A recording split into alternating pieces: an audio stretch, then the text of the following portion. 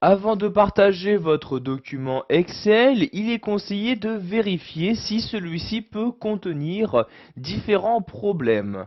Donc pour ce faire, vous allez vous rendre en haut à gauche de votre écran et cliquer ici sur le menu Fichier d'Excel 2010. Une fois dans ce menu Fichier, vérifiez bien que vous vous trouvez dans la partie Informations et vous pouvez donc cliquer ici sur Vérifier la présence de problèmes. Donc, dans cette nouvelle version, vous avez trois possibilités. Vous pouvez par exemple inspecter le document à la recherche d'informations confidentielles ou de propriétés masquées. Donc, informations qui pourront se retourner contre vous. Donc, si un utilisateur non voulu peut donc voir votre travail. Donc je clique ici sur Inspecter le document. S'ouvre alors une nouvelle fenêtre. Dans cette nouvelle fenêtre, je vais choisir quels éléments je souhaite inspecter. Donc si par exemple je souhaite inspecter les entêtes et pieds de page, les propriétés de documents et informations personnelles, etc.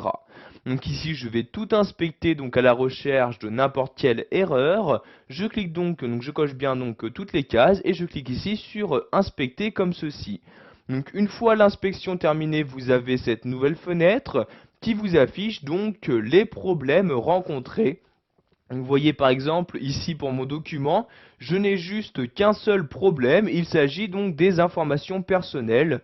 En effet, j'ai par exemple ici rentré donc mon nom et mon prénom en tant qu'auteur. Donc pour assurer au mieux le partage, je vais choisir de supprimer ces différentes informations.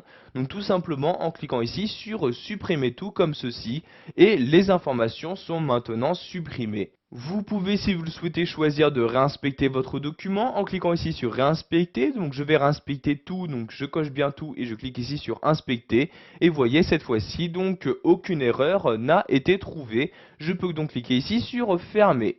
Donc nous allons maintenant recliquer ici sur vérifier la présence de problèmes et nous allons vérifier maintenant l'accessibilité de notre document donc pour les personnes handicapées qui pourraient avoir des difficultés donc à le lire.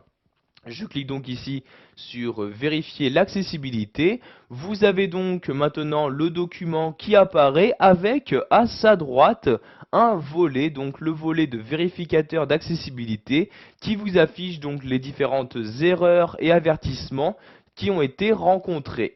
Donc par exemple l'erreur, il y a ici un texte de remplacement. Donc en effet mon nom de tableau, je l'ai laissé par défaut, donc tableau 1, alors qu'il est conseillé vraiment de choisir, donc d'insérer, de personnaliser son propre nom de tableau. Donc ici, voyez, je sélectionne le tableau, il s'agit de ce tableau-là. Donc pour modifier son nom, je clique ici sur création, et ici à la place de tableau 1, je vais par exemple mettre comme ceci, donc mon tableau de cette manière, puis j'appuie sur la touche entrée de mon clavier comme ceci, donc pour y apporter les différentes modifications. Donc vous avez également différents avertissements, donc moins graves qu'une erreur. Donc par exemple ici, les noms de feuilles qui n'ont pas été changés, etc.